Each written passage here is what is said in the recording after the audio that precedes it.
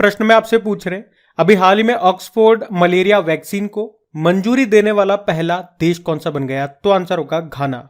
तो अफ्रीकी देश घाना ने इतिहास रच दिया क्योंकि वे यूनिवर्सिटी ऑफ ऑक्सफोर्ड के वैज्ञानिकों के द्वारा विकसित मलेरिया टीके को मंजूरी देने वाला पहला देश बन गया है। टीके का नाम क्या है? 21 मैट्रिक्स एम। और ये पहला मौका होगा जब किसी अफ्रीकी देश में सबसे पहले किसी बड़ी वैक्सीन को मंजूरी दी गई है। तो प्रश्न इंपॉर्टेंट है। घाना ये पश्चिमी अफ्रीका का एक देश है जिसकी कैपिटल अक्रा होती है। मलेरिया से आपको याद आएगा, वर्ल्ड मलेरिया डे कब होता है? 25 अप्रैल को। वैसे मलेरिया को खत्म करने का हमारा लक्ष्य है 2030 का। अच्छा, यूं बताओ आप तो कि दुनिया की पहली मलेरिया वैक्सीन जिसे WHO ने मंजूरी दी थी, अप्रूवल दे दिया था, उस वैक्सीन का नाम क्या है? मॉस्क्यूरिक्स। और मलेरिया की बात करें तो ये मादा एनाफिलीज मच्छर के काटने से होता है क्योंकि उसमें एक प्लाज्मोडियम नाम का एक परजीवी होता है। जब वो काटता है तो वो परजीवी हमारे ब्लड में आ जाता है। ये तो बात हो गई मलेरिया की। अगर आपसे पूछे कि डेंगू जो होता है, डेंगू ये किस मच्छर के काटने से होता है? तो डेंगू ये मादा एडीज एजिप्टीज मच्छर के काटने से होता है। और वर्ल्ड डेंगू डे होता है 16 मई को। ये भी ध्यान रखना साथ में। बढ़ते आगे। चलिए फिर बताइए, कृषि ड्रोन सब्सिडी प्राप्त करने वाली पहली भारतीय ड्रोन कंपनी कौन सी बन गई? तो आंसर होगा गरुड़ एरोस्पेस।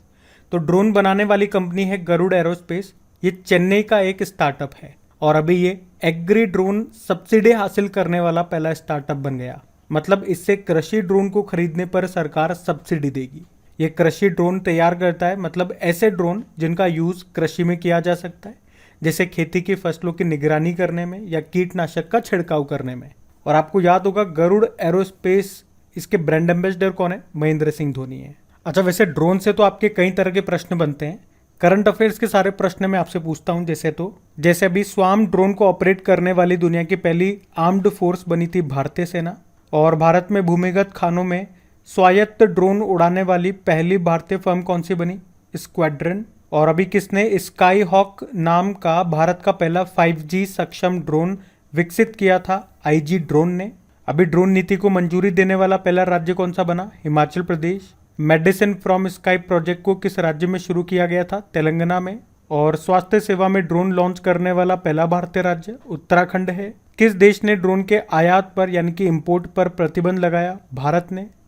नागरिक हवाई क्षेत्र में ड्रोन को अनुमति देने वाला पहला देश कौन सा बना? इजराइल। और देश का पहला ड्रोन स्कूल कहाँ खोला गया? ग्वालियर, मध्य प्रदेश में। और मध्य प्रदेश के ग्वालियर में ही प्रदेश के पहले ड्रोन मेले का आयोजन हुआ था। भारत की पहली ड्रोन फॉरेंसिक लैब का स्थापित की गई केरल में। और इंद्रजाल क्या है? ये ड्रोन डिफेंस डोम सिस्टम है। किसने बनाया? ग्रीन रोबोटिक्स ने, हैदराबाद की कंपनी है। और हेरॉन ड्रोन ये हमने किससे लिए? इजराइल से। तो ध्यान रखना ये पॉइंट्स। बढ़ते हैं आगे। फिर बताइए, अभी हाल ही में यूरोप के सबसे बड़े परमाणु रिएक्टर को किस देश में चालू किया गया? तो आंसर होगा फिनलैंड। जो यूरोपीय देश है फिनलैंड, जिसमें परमाणु रिएक्टर जिसका नाम है ओल्किलुओटो 3, जो पूरे यूरोप में सबसे बड़ा है, अभी इसे शुरू किया गया है, जिसकी कैपेसिटी है 1600 मेगावाट। इसका उत्पादन करने का कैपेसिटी है। इसका निर्माण 2005 में शुरू हुआ था। अच्छा बताओ, भारत में 2031 तक कितने नए न्यूक्लियर पावर प्लांट बनाए जाएंगे? 20। अभी नासा ने परमाणु इंजन का परीक्षण किया था, उसका नाम बताओ आप कमेंट बॉक्स में टाइप करके। और अभी जापान के वैज्ञानिकों ने एटॉमिक नंबर 92 और एटॉमिक मास 241 के साथ पहले अज्ञात यूरेनियम आइसोटॉप्स की खोज की।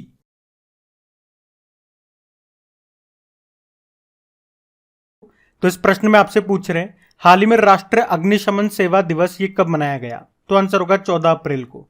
तो हर साल 14 अप्रैल को नेशनल फायर सर्विस डे के रूप में मनाया जाता है। ये दिन पूरे भारत में अग्निशमन सेवा के महत्व को उजागर करने और कर्तव्य के दौरान अपने प्राणों की आहुति देने वाले फायर फाइटर्स को श्रद्धांजलि देने के लिए ये दिन मनाया जाता है। बात करेंगे इस बार की थीम क्या है? Learn fire safety, increase productivity. चलिए फिर बताइए, हाल ही में वर्ल्ड वॉइस डे कब मनाया गया? तो आंसर होगा 16 अप्रैल को। तो वर्ल्ड वॉइस डे ये हर साल 16 अप्रैल को मनाया जाता है ताकि हमारे दैनिक जीवन में मानव आवाज के महत्व को मान्यता दी जाए।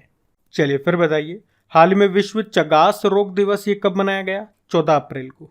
तो ट्रिपेनोसोमा क्रूजी परजीवी के कारण होने वाली जानलेवा बीमारी के बारे में जागरूकता बढ़ाने के लिए हर साल 14 अप्रैल को ये वर्ल्ड चगास डिजीज डे के रूप में मनाया जाता है। और इस बार थीम क्या है इसकी? प्राथमिक स्वास्थ्य देखभाल में चगास रोग को एकीकृत करने का समय।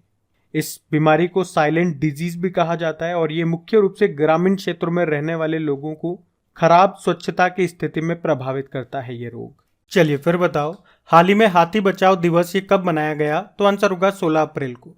तो सेव द एलिफेंट डे ये हर साल 16 अप्रैल को मनाया जाता है, जिसका उद्देश्य क्या है?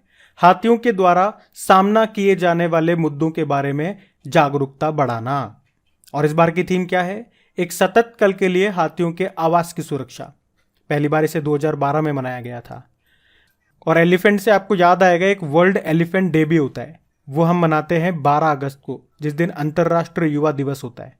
वैसे भारत में प्रोजेक्ट एलिफेंट कब लॉन्च हुआ? 1992 में। अच्छा, आप मुझे बताओ, अभी एशिया के सबसे लंबे दांत वाले हाथी का अभी निधन हो गया था। उसका नाम क्या था? भोगेश्वर, जिसे मिस्टर काबिनी के नाम से भी जाना जाता था। कहाँ पे निधन हुआ था? कर्नाटक के बांदीपुर टाइगर रिजर्व में। और क्या आप में से कोई बता सकते हैं अभी किस राज्य के एक मंदिर में एक रोबोटिक हाथी लगाया गया था मंदिर के अनुष्ठान कर्तव्यों को पूरा करने के लिए? तो आंसर होगा केरल में। अभी गज उत्सव मनाया गया काजीरंगा नेशनल पार्क में, जिसका उद्घाटन किया था या जिसको शुरू किया था हमारी प्रेसिडेंट द्रौपदी मुर्मू जी ने।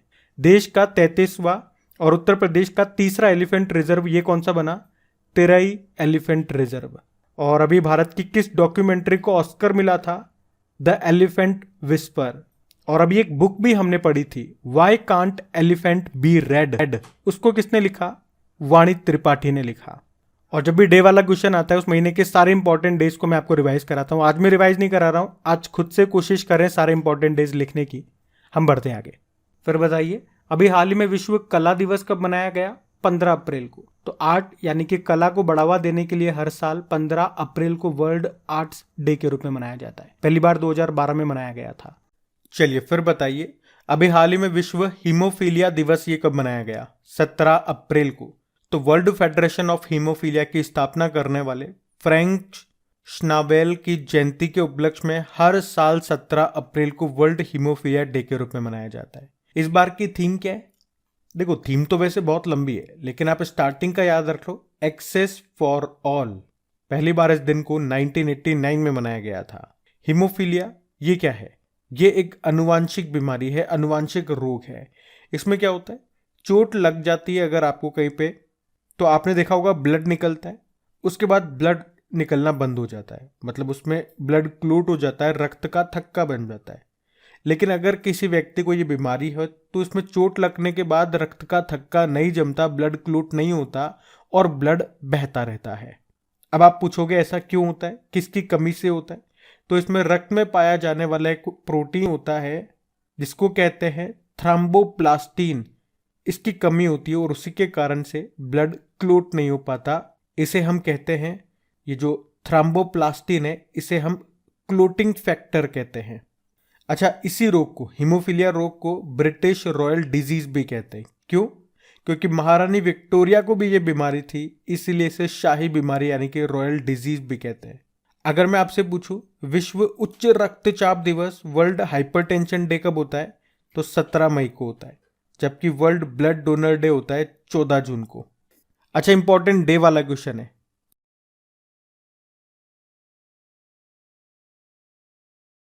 चलो फिर बताओ, यूके स्थित ब्रांड फिनेंस की नवीनतम रिपोर्ट के अनुसार दुनिया में सबसे मजबूत भारतीय टायर ब्रांड कौन सा है? तो आंसर होगा एमआरएफ। तो यूके की ब्रांड वैल्यूएशन कंसल्टेंसी फर्म है ब्रांड फिनेंस, जिसने दुनिया में सबसे वैल्यूएबल और सबसे मजबूत टायर ब्रांड्स की एक लिस्ट जारी की है। तो इसमें टॉप पर तो है फ्रांसीसी कंपनी मिशेलिन और दूसरे स्थान पर है एमआरएफ। ये भारत की एकमात्र टायर कंपनी है जो टॉप 10 में है इस लिस्ट में। इसमें एमआरएफ को AAA- ब्रांड रेटिंग दी गई है।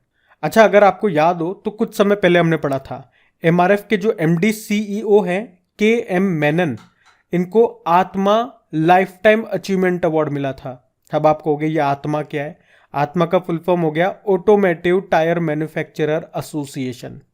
और इसी से याद आएगा, अभी जेके टायर्स के जो मैनेजिंग डायरेक्टर हैं अंशुमान सिंघानिया, वे आत्मा यानी कि ऑटोमेटिव टायर मैन्युफैक्चरर्स एसोसिएशन के अध्यक्ष बने थे।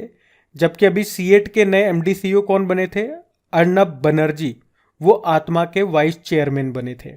तो ये जो पॉइंट्स मैंने आपको एक्स्ट्रा में बताए, ये भी करंट अफेयर्स के ही पॉइंट्स हैं, इनको ध्यान रखना। बढ़ते आगे। फिर बताइए, अभी हाल ही में जारी एडीआर की रिपोर्ट के अनुसार भारत के सबसे धनी मुख्यमंत्री कौन है? तो आंसर होगा जगन मोहन रेड्डी। तो एडीआर यानी कि डेमोक्रेटिक रिफॉर्म्स एसोसिएशन की रिपोर्ट आई है, जिसके अनुसार आंध्र प्रदेश के मुख्यमंत्री जगन मोहन रेड्डी ये भारत के सभी राज्यों और केंद्र शासित प्रदेशों के मुख्यमंत्रियों में सबसे अमीर मुख्यमंत्री हैं। 28 तो आपके राज्य हो गए और 2 केंद्र शासित प्रदेश इसमें लिए हैं, पुडुचेरी और दिल्ली। तो इन सभी के मुख्यमंत्रियों में जगन मोहन रेड्डी ये सबसे अमीर मुख्यमंत्री हैं। इनकी संपत्ति का मूल्य 510 करोड़ रुपए से भी अधिक लगाया गया है। सेकंड नंबर पे अरुणाचल प्रदेश के मुख्यमंत्री हैं पेमा खांडू और तीसरे पे है उड़ीसा के मुख्यमंत्री नवीन पटनायक। जबकि पश्चिम बंगाल की जो मुख्यमंत्री हैं ममता बनर्जी, इनकी संपत्ति का मूल्य लगभग 15 लाख रुपए बताया गया है। अब ये बात थोड़ी सी हजम नहीं होती है।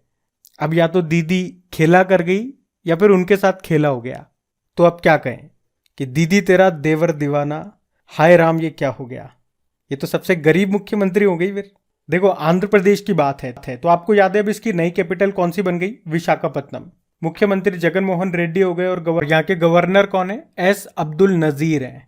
और भाषाई के आधार पर बनने वाला पहला राज्य आपका आंध्र प्रदेश ही है। अभी वनों की वृद्धि के मामले में पहला स्थान आंध्र प्रदेश का ही रहा था और अंडों के उत्पादन में भी टॉप पर आपका आंध्र प्रदेश ही है। आपको पता है भारतीय राष्ट्रीय ध्वज को डिजाइन किसने किया था? पिंगली वेंकैया ने, वो आंध्र प्रदेश से ही थे। और एक इंपॉर्टेंट टेम्पल है, कई बार एग्जाम में आता है एज ए स्टैटिक, लेपाक्षी मंदिर। यहाँ पे नंदी भगवान की प्रतिमा है और इसे हैंगिंग पिल्लर टेम्पल भी बोलते हैं। ये भी आपको आंध्र प्रदेश में मिलेगा। मल्लिका। चलिए फिर बताइए, टाइम मैगजीन की 2023 के लिए जारी 100 सबसे प्रभावशाली लोगों की सूची में किस भारतीय अभिनेता का नाम शामिल है? तो आंसर होगा शाहरुख खान। तो अभी टाइम मैगजीन ने 2023 के लिए 100 सबसे प्रभावशाली लोगों की यानी कि 100 मोस्ट इन्फ्लुएंशियल पीपल की लिस्ट जारी की है। इसमें एक्टर शाहरुख खान है, फिल्म डायरेक्टर एस राजामौली साहब हैं, लेखक सलमान रुश्दी हैं और टीवी होस्ट और जज पद्मा लक्ष्मी का भी नाम इस लिस्ट में शामिल है। और अगर पूछे इस लिस्ट में सबसे कम उम्र की व्यक्ति कौन है?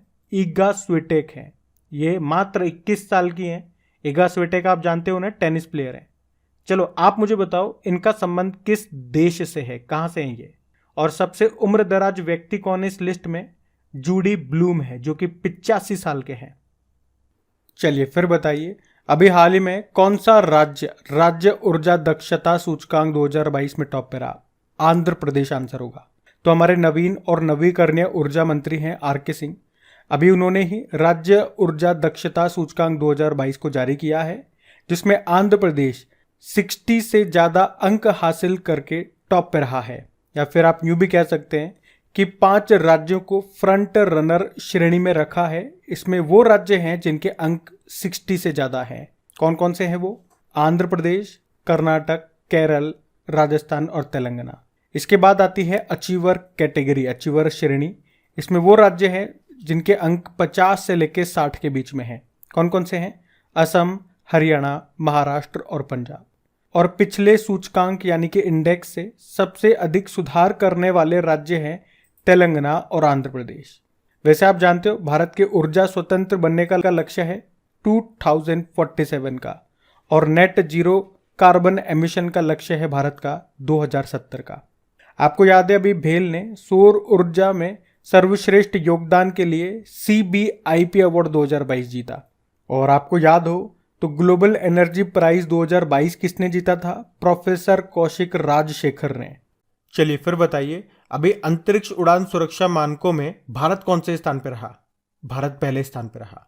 तो भारत के अंतरराष्ट्रीय विमानन सुरक्षा मूल्यांकन रेटिंग को श्रेणी 1 में रखा गया है, यानी कि international aviation safety assessment ranking को कैटेगरी 1 में ही रखा गया है। अभी अमेरिका के फेडरल एविएशन एडमिनिस्ट्रेशन ने DGCA यानी कि नागरिक उड्डयन निदेशालय का ऑडिट करने के बाद भारत को श्रेणी 1 का दर्जा मिला है। तो फेडरल एविएशन एडमिनिस्ट्रेशन यह निर्धारित करता है कि कोई देश सुरक्षा मानकों का अनुपालन करता है या नहीं करता? आप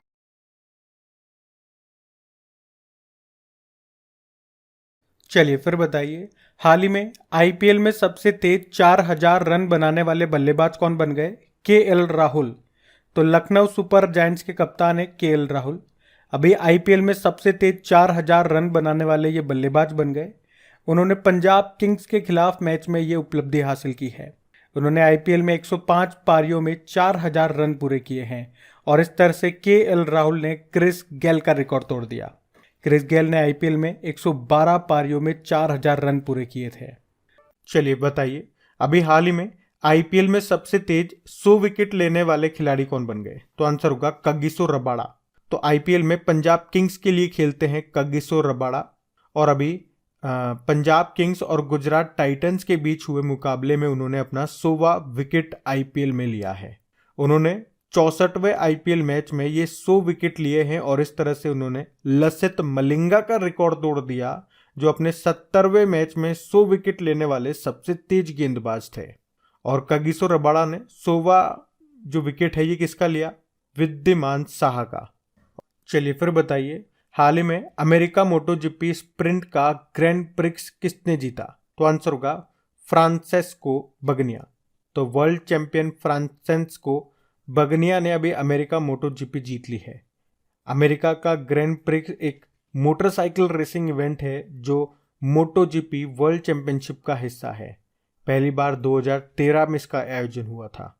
और जो आपकी कार रेसिंग होती है, ये तो मोटरसाइकिल रेसिंग है, कार रेसिंग जिसे फॉर्मूला 1 रेस बोलते हैं, अभी आपको पता है उसमें ऑस्ट्रेलियन ग्रैंड प्री का खिताब किसने जीता? मैक्स वर्स्टपन ने, रेडबुल के ड्राइवर हैं। सऊदी अरब ग्रैंड प्री को सर्जियो पेरेज ने जीता, वो भी रेडबुल के ड्राइवर हैं। और इस साल की सबसे पहली जो रेस हुई थी वो बहरीन ग्रैंड प्री थी, उसको मैक्स वर्स्टपन ने जीता था और वो भी रेडबुल के ड्राइवर हैं। आप बता सकते हो भारत की पहली फॉर्मूला ई रेस का आयोजन कहाँ हुआ? हैदराबाद में हुआ। ध्यान रखना, ये पॉइंट्स बढ़ते हैं आगे।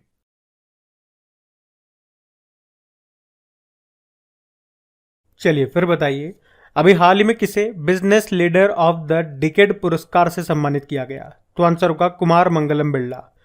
तो अभी ऑल इंडिया मैनेजमेंट एसोसिएशन के द्वारा आयोजित 13वें मैनेजिंग इंडिया अवार्ड्स के समारोह में आदित्य बिरला ग्रुप के जो चेयरमैन हैं कुमार मंगलम बिरला, इनको business leader of the decade award दिया गया, जो उनके पिछले 10 वर्षों में भारतीय उद्योग में उनके योगदान के लिए उनको ये सम्मान मिला है। जबकि AIMA-JRD Tata corporate leadership award Tata steel के चेयरमैन टीवी नरेंद्रन को दिया गया। और AIMA मतलब हो गया ऑल इंडिया मैनेजमेंट एसोसिएशन। अच्छा, ABB इंडिया नाम की कंपनी है, इसको वर्ष का MNC अवार्ड मिला। और NPCI national payment corporation of India, जो भारत में खुदरा भुगतान और निपटान प्रणाली का संचालन करता है, उसे वर्ष का उत्कृष्ट PSU पुरस्कार से सम्मानित किया गया। ये जो हमने बोला ऑल इंडिया मैनेजमेंट एसोसिएशन, ये एक गैर लाभकारी संगठन है, नॉन प्रॉफिट ऑर्गेनाइजेशन है, जो भारत में प्रबंधन कौशल और अभ्यासों को बढ़ावा देने का उद्देश्य रखता है। अभी doctor Nitya Ibrahim young urologist of the year का अवार्ड मिला था। नवीन जिंदल टेक्सास यूनिवर्सिटी ने लाइफ टाइम अचीवमेंट अवार्ड से सम्मानित किया इनको, तो ये नाम भी ध्यान रखना। बढ़ते आगे। चलिए फिर बताइए, अभी हाल ही में मिस इंडिया 2023 किसे चुना गया? तो आंसर होगा नंदिनी गुप्ता को।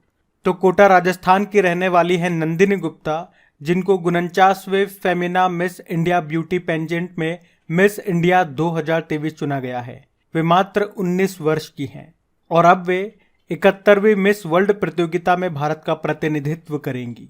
इसमें पहले स्थान पे तो नंदिनी गुप्ता रही है, दूसरे स्थान पे दिल्ली की श्रेया पूंज रही हैं। अच्छा, मिस इंडिया 2022 का खिताब किसने जीता था? सिनी शेट्टी ने। इस प्रतियोगिता का आयोजन मणिपुर में हुआ। ज्योति अरोड़ा का नाम याद है, अभी मिसेज इंडिया 2023 इनको चुना गया। बॉम्बे जयश्री संगीत अकादमी का संगीत कलानिधि पुरस्कार 2023 जीता इन्होंने। और डॉक्टर नित्या इब्राहिम युवा यूरोलॉजिस्ट पुरस्कार इन्होंने जीता।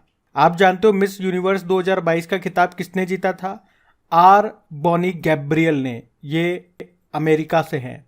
और मिस वर्ल्ड 2021 का खिताब जीता था कैरोलिना ब्लावस्का ने, वो पोलैंड से हैं। अच्छा, वैसे हम बात करें किन किन भारतीयों ने मिस यूनिवर्स का अभी तक खिताब जीता है? तो 3 भारतीय हैं। पहली थी 1994 में सुष्मिता सेन, दूसरी बनी थी सन 2000 में लारा दत्ता और तीसरी बनी थी 2021 में हरनाज कौर संधू। वहीं मिस वर्ल्ड की बात करें तो अभी तक 6 भारतीय रह चुकी हैं मिस वर्ल्ड। सबसे पहली थी 1966 में रीता फारिया, उसके बाद 1994 में ऐश्वर्या राय बनी थी, एक लास्ट की याद रख लो 2017 में बनी थी मानुषी छिल्लर। तो इतने नाम नहीं भी याद रखो तो भी चलेगा, लेकिन फर्स्ट और लास्ट वाला याद रख लेना कि कौन भारतीय थी। हम बढ़ते आगे।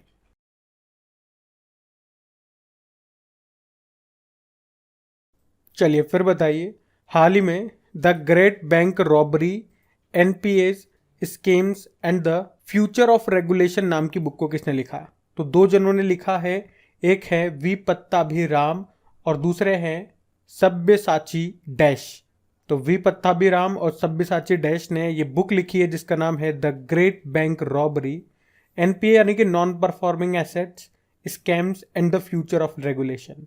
तो इस बुक में उन्होंने भारत की स्वतंत्रता के बाद यानी कि 1947 के बाद हुए 11 बड़े घोटालों की चर्चा की है। तो बुक का नाम याद रखना। बढ़ते आगे। चलिए फिर बताइए, हाल ही में किस बैंक ने अपनी coffee table book the banker to every Indian को लॉन्च किया? State Bank of India. अच्छा, इसका आंसर तो आप बिना पढ़े भी दे सकते हो। अगर आपको सिर्फ इतना सा बताए कि एसबीआई की टैगलाइन क्या है, तो यही है बैंकर टू एवरी इंडियन, और इसी नाम से इसने अपनी कॉफी टेबल बुक को लॉन्च किया। तो ये कॉफी टेबल बुक स्वतंत्रता के बाद से बैंक का इतिहास विस्तार से बताती है। कॉफी टेबल बुक क्या होती है? तो जैसा कि नाम से क्लियर है, जैसे आप कॉफी बार में या लाउंज वगैरह में कॉफी पी रहे हैं, चाय पी रहे हैं, बैठे हुए हैं, तो वहां पे एक मोटी सी बुक आपने देखी होगी जो इतनी देर में आप खत्म कर सकते हो जितनी देर में आपकी कॉफी खत्म हो। इस बुक में आप खोलोगे तो फोटो ही फोटो आपको नजर आएंगे, लिखा हुआ तो बहुत कम रहता है। तो फोटो देखते जाओ, समझते जाओ, आगे पन्ने पलटते जाओ, फटाफट से बुक खत्म हो जाएगी। तो अभी एसबीआई ने इसको लॉन्च किया है। एसबीआई स्थापना होती है 1 जुलाई 1955 में, हेडक्वार्टर मुंबई में है। चेयरमैन कौन है? दिनेश कुमार खारा। और इसके जो पूर्व अध्यक्ष रहे रजनीश कुमार, उन्होंने बुक लिखी है द कस्टोडियन ऑफ ट्रस्ट। और एसबीआई ये श्रीनगर की डल झील में तैरता हुआ एटीएम खोलने वाला पहला बैंक बना था। अभी इसने उत्सव फिक्स्ड डिपॉजिट योजना भी शुरू की थी। ध्यान रखना पॉइंट्स। बढ़ते आगे।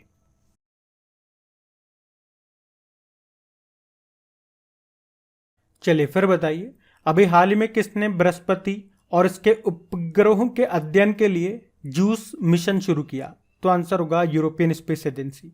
जूस की फुल फॉर्म क्या होती है? Jupiter ice moon explorer. तो ये बृहस्पति ग्रह के बर्फीले उपग्रहों की स्टडी करने के लिए ये मिशन शुरू किया गया है। किसने किया? यूरोपियन स्पेस एजेंसी ने। और इसे अभी कोरो फ्रेंच गुयाना से लॉन्च किया गया। किस रॉकेट के द्वारा? एरियन 5 रॉकेट के द्वारा। और जुपिटर के ये जो बर्फीले उपग्रह हैं जिनकी ये स्टडी करेगा मिशन, उनके नाम है कैलिस्टो, यूरोपा और गैनीमेड। गैनीमेड की बात करें तो ये सौर मंडल का सबसे बड़ा चंद्रमा है। अच्छा, पहले हम यूरोपियन स्पेस एजेंसी की बात करें तो स्थापना होती है 1975 में। हेडक्वार्टर इसका पेरिस फ्रांस में है। और यूरोपियन स्पेस एजेंसी, याद रखना, ये एनविजन मिशन को लॉन्च करेगा 2030 में वीनस ग्रह के लिए। और यूरोपियन स्पेस एजेंसी ने कहा था कि वो पहले विकलांग अंतरिक्ष यात्री को स्पेस में भेजेंगे। उनका नाम होगा जॉन मैकफॉल। ये ब्रिटिश पैरालंपिक है।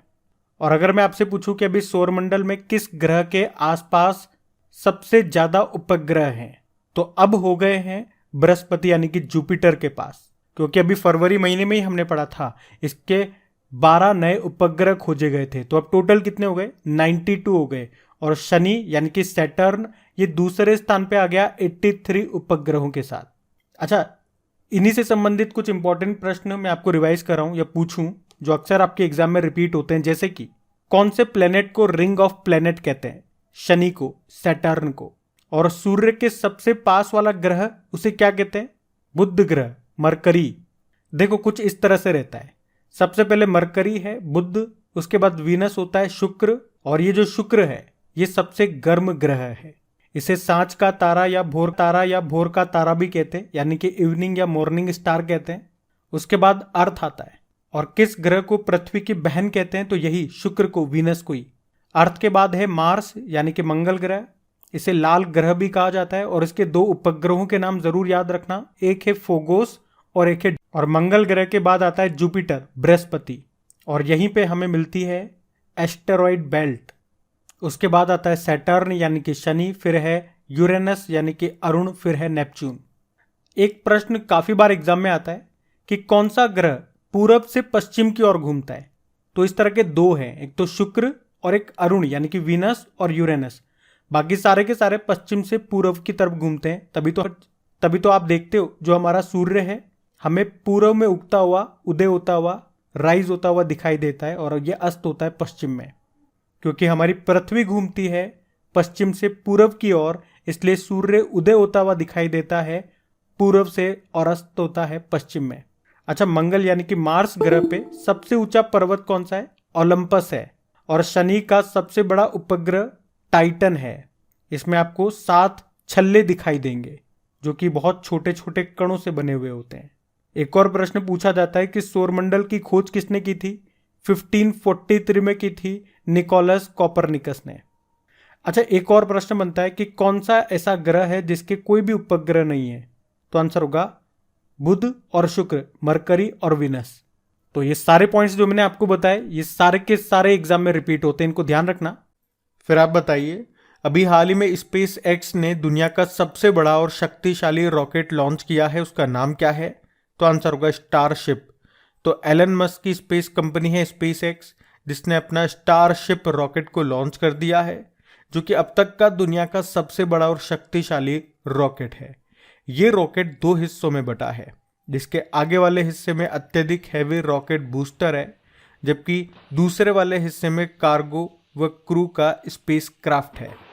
तो इस 120 मीटर ऊंचे या 120 मीटर लंबे स्टारशिप को इंसानों को चंद्रमा और मंगल पर ले जाने के लिए बनाया गया है। हाइट आपको पता चल गई 120 मीटर है, और इसका डायमीटर यानी कि इसका व्यास है 9 मीटर का। ये फुल्ली रीयूजेबल है, मतलब इसे आप बार बार कई बार इस्तेमाल कर सकते हो। इसमें 100 लोग एक साथ बैठ सकते हैं, 100 लोगों की कैपेसिटी है।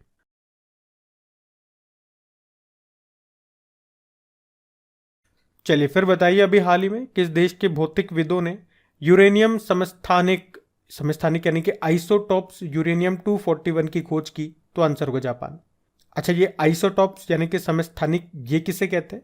तो जिनका परमाणु संख्या यानी कि एटॉमिक नंबर तो सेम हो, लेकिन परमाणु द्रव्यमान एटॉमिक मास ये अलग हो, डिफरेंट हो, उसी को कहते हैं आइसोटॉप। तो अभी जापान के वैज्ञानिकों ने परमाणु संख्या 92 और द्रव्यमान 241 के साथ पहले अज्ञात यूरेनियम समस्थानिक की खोज की है। यूरेनियम जिसे हम न्यूक्लियर फ्यूल के रूप में जानते हैं, कहाँ पे यूज होता है इसका? As a nuclear fuel, atomic nuclear power plant में इसका इस्तेमाल होता है। यूरेनियम याद रखना है कि प्राकृतिक रूप से पाया जाने वाला एक रासायनिक तत्व, केमिकल एलिमेंट है, जिसको रिप्रेजेंट करते हैं कैपिटल यू से। एटॉमिक नंबर 92 होता है, ये एक रेडियो एक्टिव एलिमेंट है। अभी तक यूरेनियम के 3 आइसोटॉप से मिलते थे, यूरेनियम 234, यूरेनियम 235 और यूरेनियम 238। अब एक और आ गया, यूरेनियम 241। तो ये आप जरूर याद रखना। ये प्रश्न तो करंट अफेयर्स का है, लेकिन साइंस अगर आपके आती है एग्जाम में तो वहां पे भी ये प्रश्न आ सकता है, देखो ध्यान रखना ये। फिर बताइए, अभी अप्रैल 2023 में हमारे जो विदेश मंत्री हैं सुब्रमण्यम जयशंकर, इन्होंने किस देश में बूजी पुल का उद्घाटन किया? तो आंसर होगा मोजाम्बिक में। एक्चुअली में हमारे जो विदेश मंत्री सुब्रमण्यम जयशंकर हैं, ये 2 अफ्रीकी देशों की यात्रा पर थे, युगांडा और मोजाम्बिक। तो जब वे मोजाम्बिक गए तो वहां पर उन्होंने बूजी पुल का उद्घाटन किया। इसकी खास बात यह है कि भारत ने ही इसे 2023 में बनाया था। ये 700 मीटर लंबा सस्पेंशन ब्रिज है जो बूजी नदी पर स्थित है। इससे पहले जब वो युगांडा गए थे तो युगांडा की कैपिटल कंपाला में तुलसी घाट रीस्टोरेशन प्रोजेक्ट को उन्होंने शुरू किया था। देखो, युगांडा और मोजाम्बिक ये दोनों देश आ गए न्यूज में, तो इनकी कैपिटल याद रखो। युगांडा की है कंपाला और मोजाम्बिक की है मापुटो। ध्यान रहेगा ये। बढ़ते आगे। चलिए फिर बताइए, भारत पहली वैश्विक बौद्ध सम्मेलन का आयोजन ये कहाँ करेगा? तो आंसर होगा नई दिल्ली में। तो भारत नई दिल्ली में वैश्विक बौद्ध शिखर सम्मेलन की मेजबानी करेगा, जहां दुनिया भर के बौद्ध समुदाय के नेता और विद्वान वैश्विक मुद्दों पर चर्चा करेंगे। इस सम्मेलन का आयोजन करने का उद्देश्य यही है कि बौद्ध भिक्षुओं और प्रथाओं की खोज करके जलवायु परिवर्तन, गरीबी और संघर्ष जैसे समस्याओं का समाधान खोजना। इस बार की थीम क्या है इसकी? दर्शन शास्त्र से अभ्यास तक समकालीन चुनौतियों का जवाब है। आपको याद है भगवान बुद्ध की भारत की सबसे लंबी लेटी हुई मुद्रा में स्टेचू कहाँ बन रही है? बोध गया, बिहार में। लगभग 100 फीट लंबी है ये। तो इस प्रश्न में आपसे पूछ रहे हैं, अभी हाल ही में तेलंगाना के जो मुख्यमंत्री हैं उन्होंने हैदराबाद में अंबेडकर जी की अभी प्रतिमा का अनावरण किया है। उस प्रतिमा, उस स्टेचू की हाइट कितनी है? तो आंसर होगा 125 फीट। तो अभी 14 अप्रैल को बी आर अम्बेडकर जी की जयंती मनाई गई। कौन सी? 132वीं नंबर की जयंती मनाई गई। तो उसी मौके पर तेलंगाना के जो मुख्यमंत्री हैं के चंद्रशेखर राव, उन्होंने बी आर अम्बेडकर जी की 125 फीट ऊंची प्रतिमा का अनावरण किया। कहाँ पे? हैदराबाद में जो हुसैन सागर झील है ना, उसी के किनारे। ये बी आर अम्बेडकर जी की भारत में सबसे ऊंची स्टेचू है। एक्चुअली में तो अगर आप फोटो में देखोगे, इमेज में, तो पूरी संरचना की कुल ऊंचाई 175 फीट है, क्योंकि मूर्ति के नीचे भारत की संसद भवन जैसा दिखने वाला 50 फीट ऊंचा गोलाकार आधार शामिल है। तो 50 फीट लंबा तो ये नीचे वाला स्ट्रक्चर हो गया जो कि संसद भवन की जैसा है, और उसके ऊपर 125 फीट ऊंची अंबेडकर जी की स्टेचू हो गई। तो टोटल अगर आप इस संरचना की हाइट छोगे तो 175 फीट है। प्रतिमा की वजन की बात करें, 474 टन की है ये। स्टील और ब्रोंज की ये बनी हुई है। इसके वास्तुकार राम वी सुतार और उनके बेटे अनिल राम सुतार हैं। राम वी सुतार वही जिन्होंने कई फेमस स्टैचूज बनाई हैं, जिसमें भारत की दुनिया की सबसे ऊंची स्टैचू, लंबी स्टैचू वल्लभ भाई पटेल जी की भी स्टैचू शामिल है। अच्छा, ये जो अंबेडकर जी की स्टैचू बनाने में लागत आई है, कितना रुपया लगा? 146.50 करोड़ रुपए। इससे पहले तेलंगाना ने, आपको याद होगा, अपने नए सचिवालय परिसर का नाम बी आर अम्बेडकर के नाम पे रखा था। और महाराष्ट्र के लातूर में बी आर अम्बेडकर जी की 70 फीट ऊंची स्टैचू बनाई गई थी, जिसको क्या कहते हैं? स्टैच्यू ऑफ नॉलेज कहते हैं। बी आर अम्बेडकर ये भारत के पहले कानून व न्याय मंत्री थे। इनको मरणोपरांत 1990 में भारत का सर्वोच्च नागरिक सम्मान भारत रत्न मिला। अच्छा, इनके समाधि स्थल का नाम क्या है? चैत्य भूमि है। इनकी फेमस पत्रिकाएं हैं जिनमें एक का नाम है मूक नायक और एक है बहिष्कृत भारत। अभी दिल्ली सरकार ने भी कॉलोनियों और गलियों के नाम से हरिजन शब्द की जगह उनका नाम बाबा साहब अम्बेडकर के नाम पर रखने की घोषणा की। शशि थरूर, इन्होंने अभी इनके ऊपर एक बुक लिखी है, अम्बेडकर अ लाइफ। और आप जानते ही हो, भारतीय संविधान बनाने के लिए गठित मसौदा समिति के अध्यक्ष यही थे, बी आर अम्बेडकर जी। अच्छा, कुछ और इंपॉर्टेंट स्टेच्यूज की बात करें तो स्टेच्यू ऑफ यूनिटी की बात आती है। सरदार पटेल जी की स्टेच्यू है। कहाँ पे? केवड़िया, गुजरात में आपको मिलेगी, नर्मदा नदी के किनारे साधु बेट द्वीप पर। यह दुनिया की सबसे ऊंची स्टेच्यू है। 182 मीटर इसकी हाइट है। वास्तुकार हमने बताया रामवी सुतार है। स्टेच्यू ऑफ इक्वेलिटी, यह हैदराबाद में मिलेगी, संत रामानुजाचार्य जी की है। 216 फीट ऊंची स्टेच्यू है। भगवान बुद्ध की लेटी हुई मुद्रा में, शयन मुद्रा में सबसे लंबी प्रतिमा बनाई जा रही है बोध गया में। 100 फीट लंबी होगी ये। इसके मूर्तिकार है Mintu Paul. Statue of belief, भगवान शिव जी की मूर्ति है। कितनी ऊंची है? 369 फीट ऊंची है। राजस्थान के राजसमंद जिले के नाथ द्वार में मिलेगी आपको। और स्टैच्यू ऑफ प्रॉस्पेरिटी, समृद्धि की मूर्ति, बंगलुरु में आपको मिलेगी, जो कि बंगलुरु के संस्थापक केम्पेगौड़ा जी की है। 108 फीट ऊंची है ये। इसके भी वास्तुकार राम वी सुतार है। इसका उद्घाटन मोदी जी ने किया था। तो ये कुछ इंपॉर्टेंट स्टैच्यूज हैं, इंपॉर्टेंट प्रश्न, ये पूरा ध्यान रखना बढ़ते हैं। चलिए फिर बताइए, अभी हाल ही में संविधान निर्माण के संबंध में जनमत संग्रह देखने के लिए किस देश ने भारतीय चुनाव आयोग को आमंत्रित किया? तो आंसर होगा उज्बेकिस्तान। एक्चुअली में अभी उज्बेकिस्तान के कॉन्स्टिट्यूशन में रिफॉर्म लाया जा रहा है, यानी कि सुधार लाया जा रहा है, और इसके लिए जनमत संग्रह कराया जा रहा है। तो जनमत संग्रह में किसी भी एक बिल को लेकर के पूरे देश के लोगों से हाँ या ना में जवाब पूछा जाता है। और अभी इसी कारण से उज्बेकिस्तान ने जनमत संग्रह देखने के लिए भारत के चुनाव आयोग को इनवाइट किया है। अच्छा, इसमें सुधार क्यों लाया जा रहा है? क्या उद्देश्य है? तो इसे एक मजबूत संसद के साथ साथ एक स्वतंत्र और निष्पक्ष न्यायपालिका बनाना ही इसका मुख्य उद्देश्य है। उज्बेकिस्तान ये मध्य एशिया का एक देश है जिसकी कैपिटल होती है ताशकंद। प्रेसिडेंट हैं शौकत मिर्जियोयेव। अच्छा, इसी तरह से आपको एक और प्रश्न याद आएगा। अभी नेपाल देश ने हमारे चीफ इलेक्शन कमिश्नर, मुख्य चुनाव आयुक्त राजीव कुमार को इनवाइट किया था इंटरनेशनल ऑब्जर्वर के रूप में जब इलेक्शन हुए थे नेपाल में।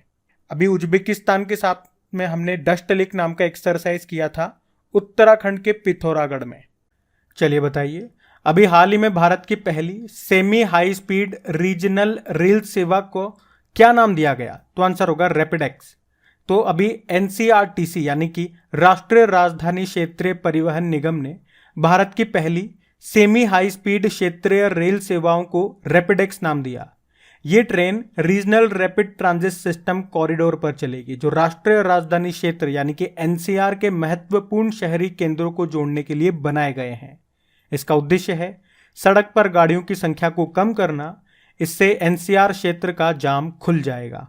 हमने कहा एनसीआरटीसी यानी कि national capital region transport corporation, ये एक संयुक्त उद्यम कंपनी है जो केंद्र सरकार और दिल्ली, हरियाणा, राजस्थान और यूपी राज्यों के बीच में बनाई गई है।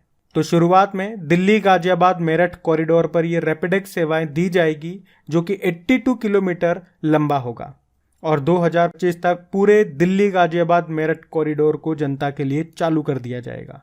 चलिए फिर बताइए, अभी हाल ही में उत्तरा बावकर का निधन हो गया। वे क्या थी? अभिनेत्री थी। तो प्रसिद्ध अभिनेत्री और थिएटर कलाकार थी उत्तरा बावकर, जिनका भी 79 वर्ष की उम्र में निधन हो गया। उन्हें 1984 में संगीत नाटक अकादमी पुरस्कार भी मिला था। चलिए फिर बताइए, अभी हाल ही में सबसे उम्रदराज भारतीय अरबपति कौन बन गए? तो आंसर होगा LD मित्तल। आपको तो याद है ही सही, अभी महिंद्रा एंड महिंद्रा ग्रुप के पूर्व चेयरमैन केशव महिंद्रा का 99 वर्ष की उम्र में निधन हो गया। वे अभी तक सबसे उम्रदराज भारतीय अरबपति थे, लेकिन निधन हो गया ना। तो अब उनके बाद सोनालिका ग्रुप के फाउंडर व चेयरमैन LD मित्तल, जिनकी जो अभी उम्रदराज भारतीय अरबपति बन गए हैं, उनकी उम्र 92 ईयर है और फोर्ब्स के मुताबिक उनकी नेट वर्थ है $2.5 बिलियन। तो ये पॉइंट भी अच्छा है, ध्यान रखना बढ़ते आगे। अच्छा फिर बताइए, अभी हाल ही में किस कंपनी को मिनी रत्न कैटेगरी 1 का दर्जा दिया गया? तो आंसर होगा Solar Energy Corporation of India. तो Solar Energy Corporation of India को मिनी रत्न कैटेगरी 1 का दर्जा मिला है। ये एकमात्र केंद्रीय सार्वजनिक क्षेत्र उद्यम है, यानी कि सेंट्रल पब्लिक सेक्टर एंटरप्राइजेज है, जो सौर ऊर्जा सोलर एनर्जी के क्षेत्र को समर्पित है, जिसके मैनेजिंग डायरेक्टर सुमन शर्मा है। अच्छा, वैसे किसी भी कंपनी को मिनी रत्न कंपनी कैटेगरी 1 का दर्जा कब मिलता है? तभी मिलेगा जब वो लगातार 3 साल से प्रॉफिट कर रही हो और इन 3 सालों में से किसी भी एक साल का प्रॉफिट 30 करोड़ या उससे ज्यादा हो। अगर मैं आपसे पूछूं अभी सबसे नवीनतम महारत्न कंपनी कौन सी बनी थी, तो आप कहोगे REC, रूरल इलेक्ट्रिफिकेशन कॉर्पोरेशन। कौन से नंबर की? 12वें नंबर की। टोटल नवरत्न कंपनियां कितनी है? 14 है और महारत्न 12 हैं, ये जरूर याद रखना। तो इस प्रश्न में आपसे पूछ रहे हैं, अभी हाल ही में किस बैंक ने अपने रिटेल टर्म डिपॉजिट योजना अमृत कलश इसको फिर से शुरू किया? तो आंसर होगा स्टेट बैंक ऑफ इंडिया ने।